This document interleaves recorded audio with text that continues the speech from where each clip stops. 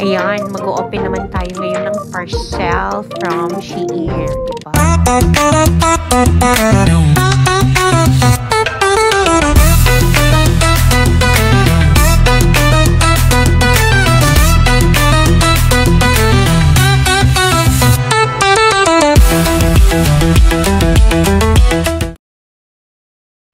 Ayan.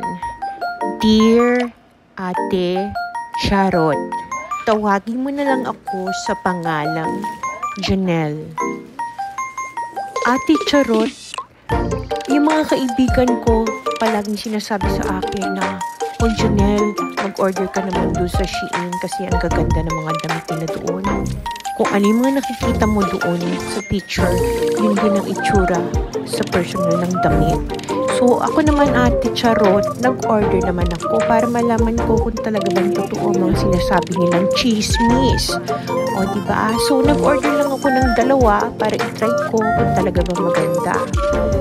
Ayan, Ate Charot, ang ganda-ganda ng packaging nila, diba? Naka-ziplock pa. O, diba, bongga? Shala. O, ayan. Pero titignan natin ang loob, Ate Charot, kung maganda ba naman ang talagang itsura ng loob niya. Baka labas lang yan. So, anyways, Ate Charot, ayan, o-open muna ni Janelle ng bonggang-bongga, tapos isusukat niya na para malaman natin kung talaga bang maganda. Ayan. Ang bagal mo naman magbukas, Janelle. O, ayan na. Binuksan na niya, Ate Charot.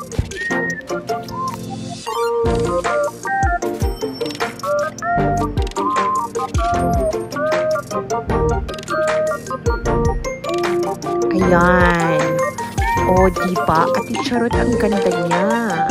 Pero ewan ko lang, Ate Charot, pagka nilaban natin yan, baka umiksi, baka mangupas, baka lumiit.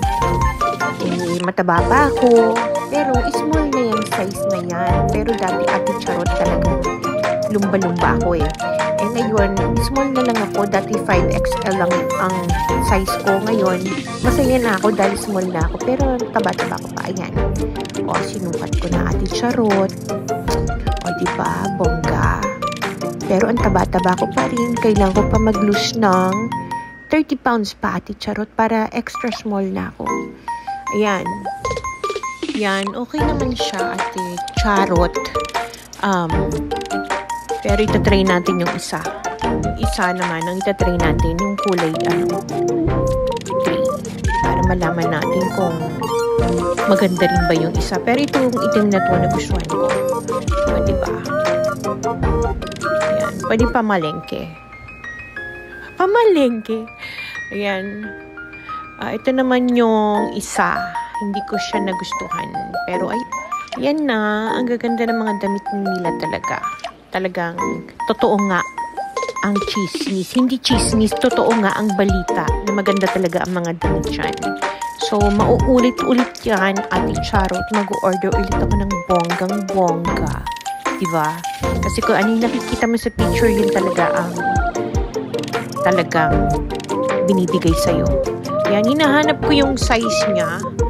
Hindi ko makita, pero nakita ko may nakalawit sa may paanan ng damit. So, doon pala nila nilalagay yung tag at saka yung nakalagay yung size.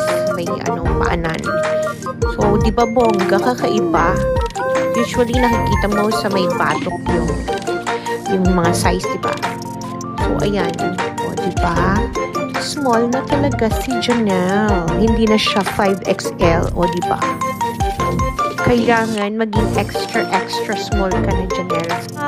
Yun, mauulit ang pag-order ko ng mga damit dyan. Tapos yung mga ibang nila, tatry ko rin yung mga bling-bling. O, diba? Ay, nako. Basta ako nagandahan dito. At mauulit yan. Dadami na naman ang mga damit ni Janelle. O, diba? Ayan. Yun lang. Hanggang dito na lang, Ate Charo. Ito ang kwento ng aking buhay. Mauulit-ulit ako mag-order sa Shein. Hanggang dito na lang, Ate Charo. Lubos na gumagalang, Janelle. Janelle, fuck you! Putang ina mo! What? Subscribe to my channel. Please like and subscribe.